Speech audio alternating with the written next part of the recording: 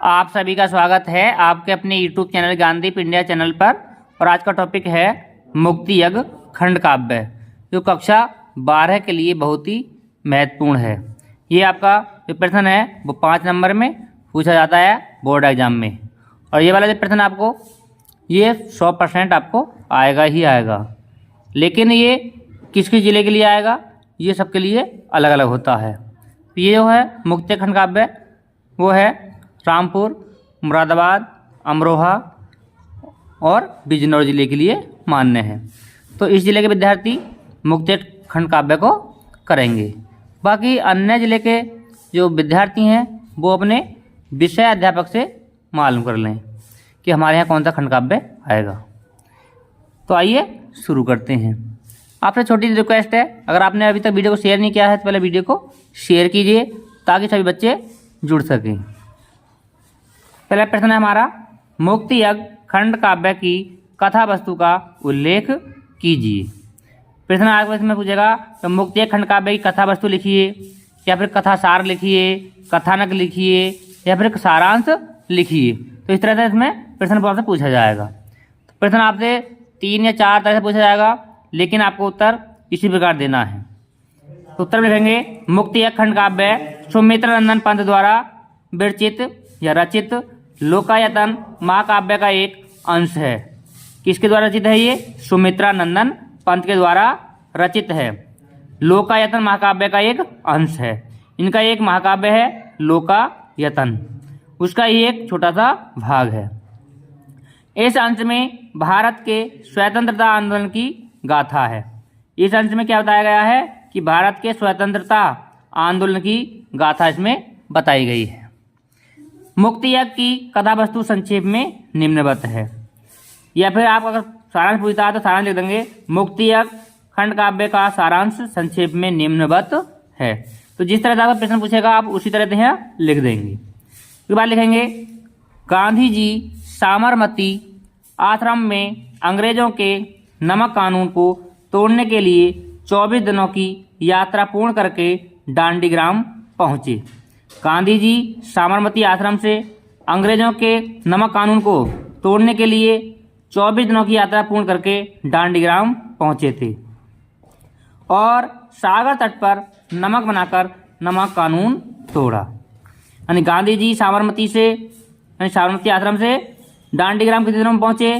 तो आप 24 दिनों में पहुँचे थे और सागर तट पर जाकर उन्होंने नमक बनाकर नमक कानून तोड़ा। उसके बाद लिखेंगे वह प्रसिद्ध, ठीक है। उसके बाद क्या लिखेंगे, वह प्रसिद्ध दांडी यात्रा थी। वह प्रसिद्ध दांडी यात्रा थी, जन के राम गए थे फिर वन। सिंधु तीर पर लक्ष्य विश्व का दांडी ग्राम बना बलि प्रांगण।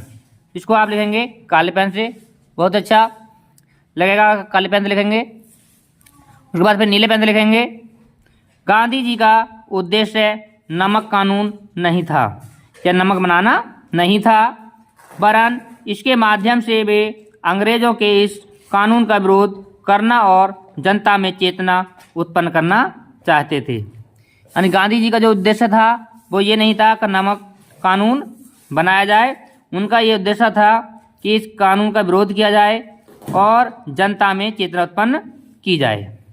यद्यपि उनके इस विरोध करना और जनता में चेतना उत्पन्न करना, किंतु अंग्रेजों का दमन चक्र पहले की भांति ही चलने लगा, ठीक है, पहले की भांति ही चलने लगा। गांधी जी तथा अन्य नेताओं को अंग्रेजों ने कारागार में डाल दिया। जब उन्होंने इसका विरोध किया तो गांधी जी और अन्य नेताओं को कारागार में डाल दिया। कहने का अर्थ है उन्हें जेल में बंद कर दिया गया। उसके बाद लिखेंगे, जैसे जैसे दमन चक्र बढ़ता गया वैसे वैसे ही मुक्ति यज्ञ भी तीव्र हो गया, ठीक है। जैसे जैसे मुक्ति यज्ञ का जो दमन चक्र था वो बढ़ता गया, वैसे ही क्या हुआ, उसका दमन चक्र बढ़ता गया। गांधी जी ने भारतीयों को स्वदेशी वस्तुओं का प्रयोग और विदेशी वस्तुओं के बहिष्कार के लिए प्रोत्साहित किया। यानी गांधी जी ने कहा कि अपने देश की वस्तुओं का प्रयोग करो और विदेशी वस्तुओं को छोड़ दो या उसका बहिष्कार करो, ये उनका उद्देश्य था। संपूर्ण देश में यह आंदोलन फैल गया। समस्त देशवासी स्वतंत्रता आंदोलन में एकजुट होकर गांधी जी के पीछे हो गए। सभी देशवासी स्वतंत्रता आंदोलन में एकजुट होकर गांधी जी के पीछे हो गए। इस प्रकार गांधी जी ने भारतीयों में एक अपूर्व उत्साह एवं जागृति उत्पन्न कर दी। ठीक है, इस प्रकार गांधी जी ने भारतीयों में एक अपूर्व उत्साह एवं जागृति उत्पन्न कर दी। इसके बाद लिखेंगे, गांधी जी ने अछूतों को समाज में सम्मानपूर्ण स्थान दिलाने के लिए आमरण अनशन आरंभ किया। महात्मा गांधी के नेतृत्व में भारतीयों ने अंग्रेजों से संघर्ष का निर्णय लिया। यानी महात्मा गांधी के नेतृत्व में भारतीयों ने अंग्रेजों से संघर्ष करने का निर्णय किया। सन 1927 ईस्वी में साइमन कमीशन भारत आया। साइमन कमीशन भारत कब आया? सन 1927 ईस्वी में। ये भी आपको याद रखना है क्योंकि कभी कभी एक नंबर में पूछ लिया जाता है कि भारत में साइमन कमीशन कब आया, तो सभी को याद रखना चाहिए कि साइमन कमीशन भारत में सन 1927 ईस्वी को आया। भारतीयों द्वारा इस कमीशन का पूर्ण बहिष्कार किया गया। यानी भारतीयों ने इस कमीशन का पूर्ण बहिष्कार किया। मैकडोनाल्ड अवार्ड के द्वारा केंद्र एवं प्रांत की सीमाओं से संपूर्ण भारतवर्ष को विभिन्न सांप्रदायिक टुकड़ों में विभक्त कर दिया गया। मैकडोनाल्ड अवार्ड के द्वारा केंद्र एवं प्रांत की यानी राज्य की सीमाओं से संपूर्ण भारतवर्ष को विभिन्न सांप्रदायिक टुकड़ों में विभक्त कर दिया गया। इससे असंतोष और भी ज़्यादा बढ़ गया। कांग्रेस ने विभिन्न प्रांतों में कुछ नेताओं के समर्थन से मंत्रिमंडल बनाना स्वीकार किया। कांग्रेस ने विभिन्न प्रांतों में कुछ नेताओं के समर्थन से मंत्रिमंडल बनाना स्वीकार किया। शीघ्र ही विश्व युद्ध छिड़ गया। जल्दी ही क्या हुआ? विश्व युद्ध छिड़ गया। कांग्रेस के सहयोग की शर्तें ब्रिटिश सरकार की मान्य नहीं थीं। फलतः गांधी जी ने समन्वय अवज्ञा आंदोलन शुरू कर दिया। जापान के विश्व युद्ध में सम्मिलित हो जौन से भारत में भी खतरे की संभावनाएं उत्पन्न होने लगीं। ऐसी स्थिति में ब्रिटिश सरकार ने भारत की समस्याओं पर विचार करने के लिए क्रिप्स मिशन भेजा, जिसका भारतीय जनता ने विरोध किया। यानी ब्रिटिश सरकार ने भारत की समस्याओं पर विचार करने के लिए किसे भेजा? तो क्रिप्स मिशन भेजा, जिसका भारतीय जनता ने विरोध किया। सन 1942 ईस्वी में गांधी जी ने अंग्रेजों भारत छोड़ो का नारा लगा दिया। यानी सन 1942 ईस्वी में गांधी जी ने अंग्रेजों भारत छोड़ो का आंदोलन लगा दिया। यही पूछ लिया जाता है कभी कभी कि गांधी जी ने भारत छोड़ो का जो आंदोलन था, जो नारा लगाया था, वो कब लगाया था? तो वो लगाया था 1942 ईस्वी ने।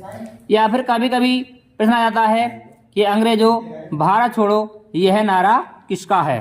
तो आप बताएंगे गांधी जी का।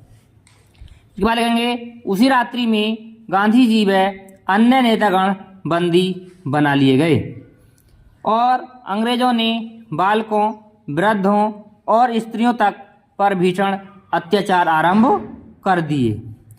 इन अत्याचारों के कारण भारतीयों में और अधिक आक्रोश उत्पन्न हो उठा। चारों ओर हड़ताल और तालाबंदी हो गई।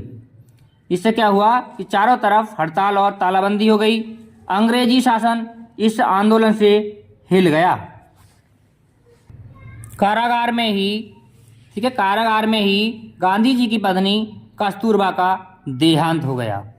यानी जब गांधी जी की पत्नी जेल में ही थी, तभी उनका निधन हो गया। पूरे देश में अंग्रेजों के विरुद्ध प्रबल आक्रोश एवं हिंसा भड़क उठी।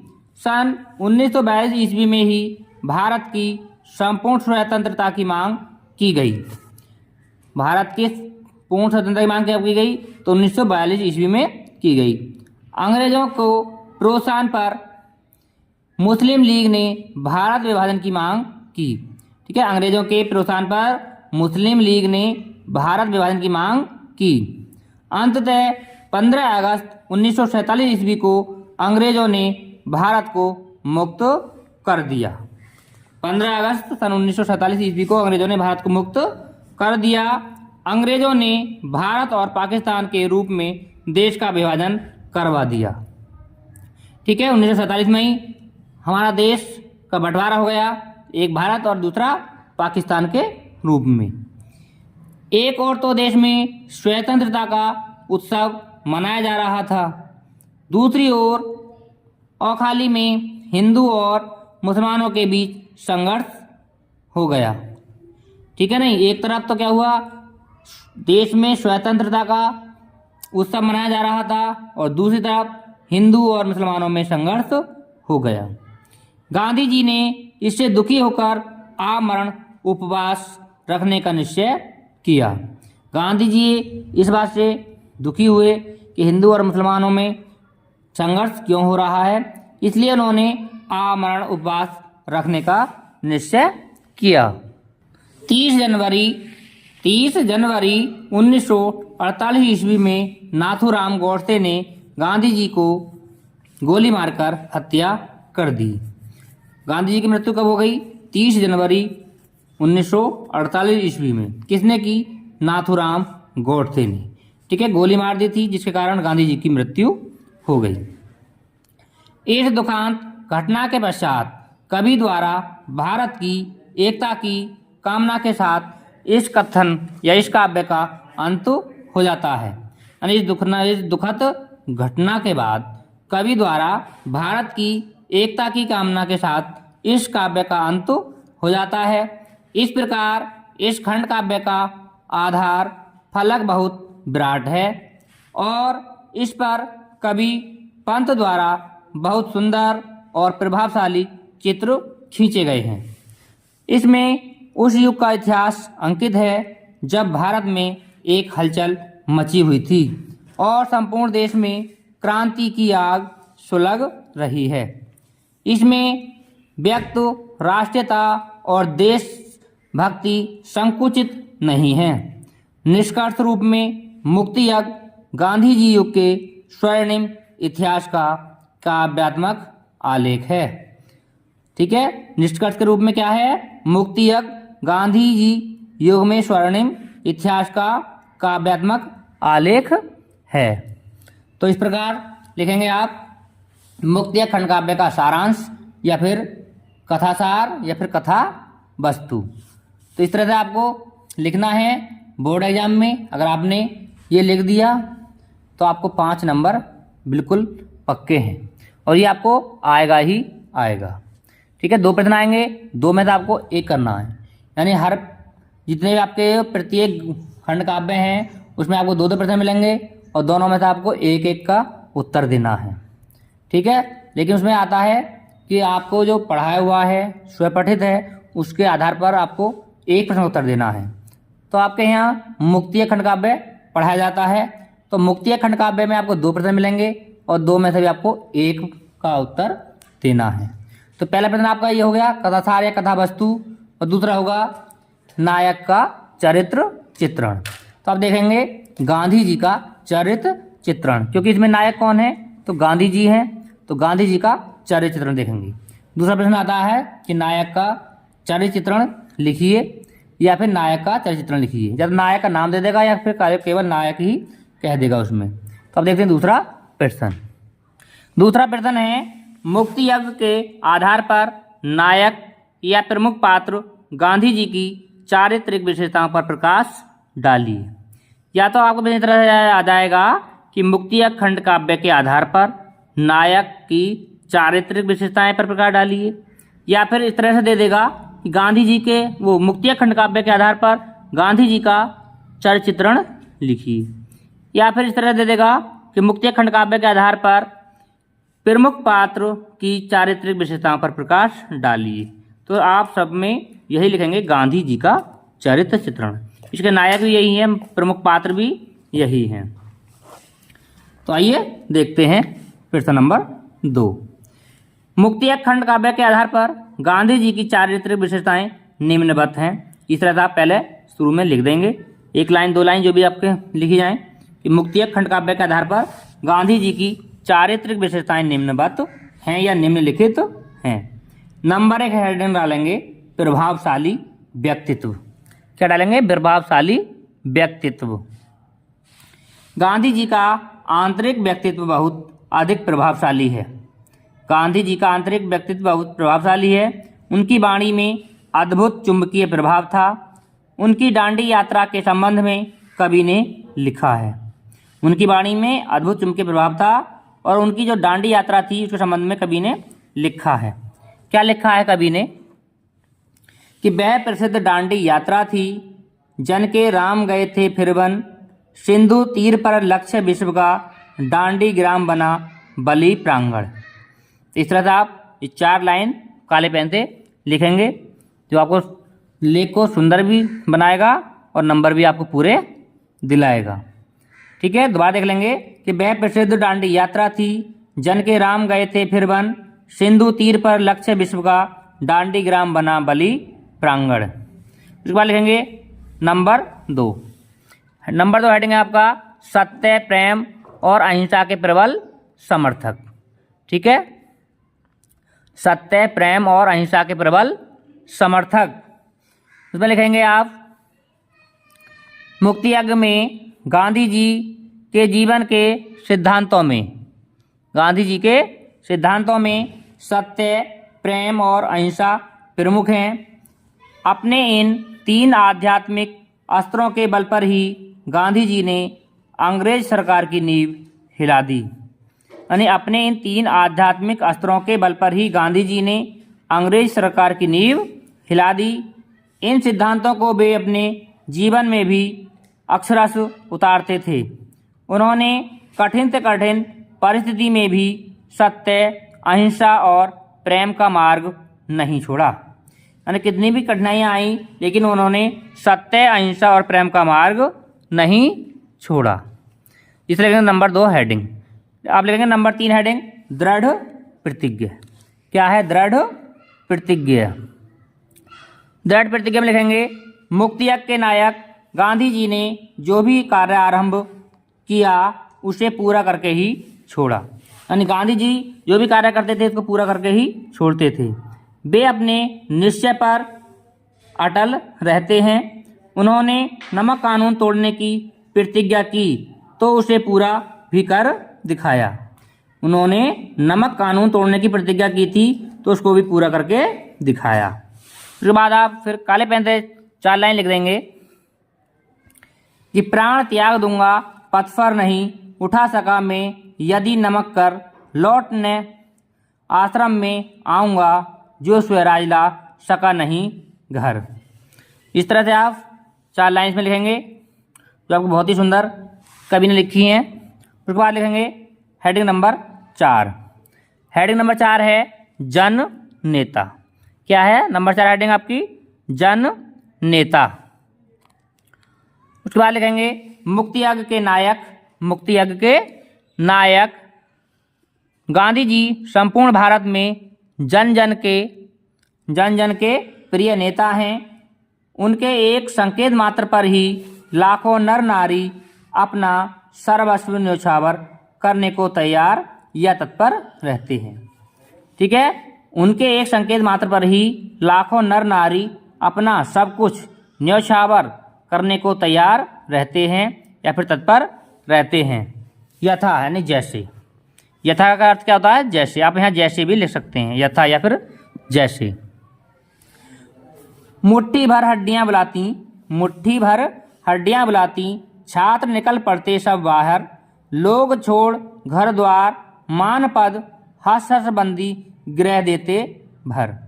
कि मुट्ठी भर हड्डियां बुलाती, छात्र निकल पड़ते सब बाहर, लोग घर द्वार मान पद, हंस हंस बंदी गृह देते भर।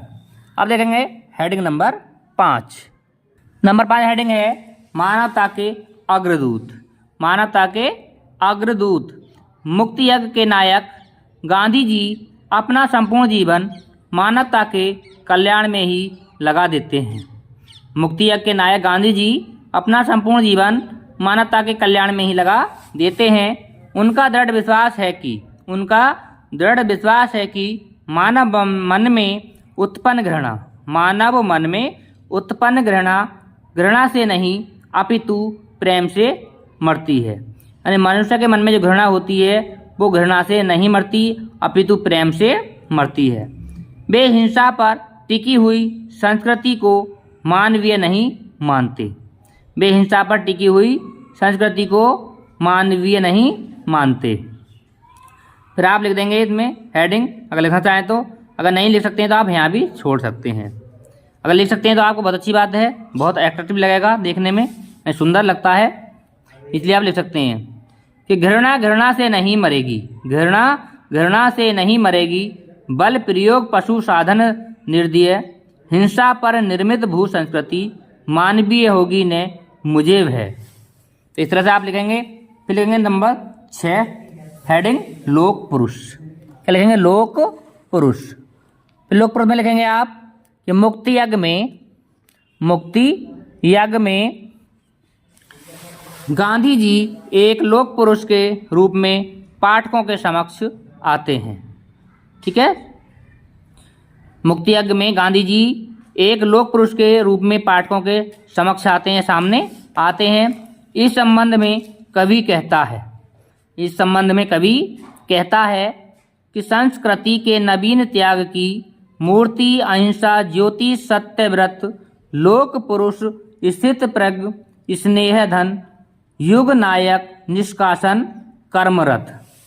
इस तरह आप लिखेंगे काले पेन से। उसके बाद लिखेंगे आप हेडिंग नंबर 7 समदृष्टा। क्या लिखेंगे? समदृष्टा। गांधी जी सबको समान दृष्टि से देखते थे।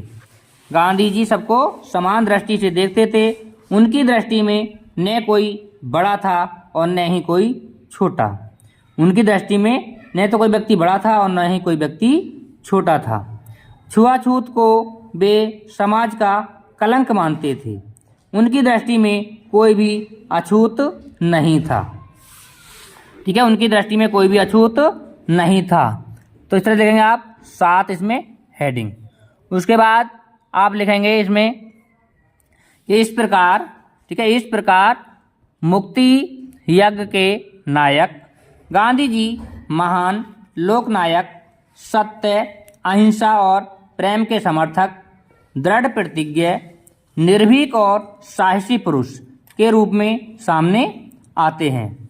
गांधी जी किस प्रकार से हमारे सामने आते हैं? तो महान लोकनायक, सत्य अहिंसा और प्रेम के समर्थक, दृढ़ प्रतिज्ञ, निर्भीक और साहसी पुरुष के रूप में सामने आते हैं।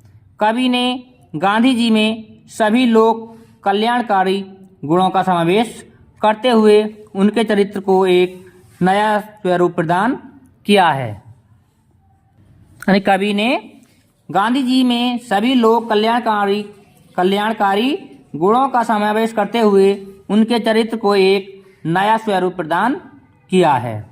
तो इस तरह से लिखेंगे आप गांधी जी का चरित्र चित्रण।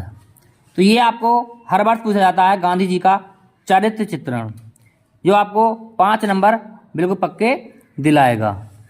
तो आप हमारे साथ अंत तक जुड़े रहे, इसके लिए आप सभी का बहुत बहुत धन्यवाद। और आज के वीडियो में बस इतना ही। आपको ये वीडियो कैसा लगा हमें कमेंट करके ज़रूर बताएं। अगर वीडियो अच्छा लगा हो तो वीडियो को लाइक करें और अपने दोस्तों के साथ शेयर करें। जो भी हमारे चैनल पर नए आए हैं वो चैनल को सब्सक्राइब कर लें, साथ ही साथ बेल आइकन ऑन करें ताकि आने वाले वीडियो का नोटिफिकेशन सबसे पहले पहुंच सके। और फिर मिलते हैं अगले वीडियो में, तब तक सभी दोस्तों को नमस्कार।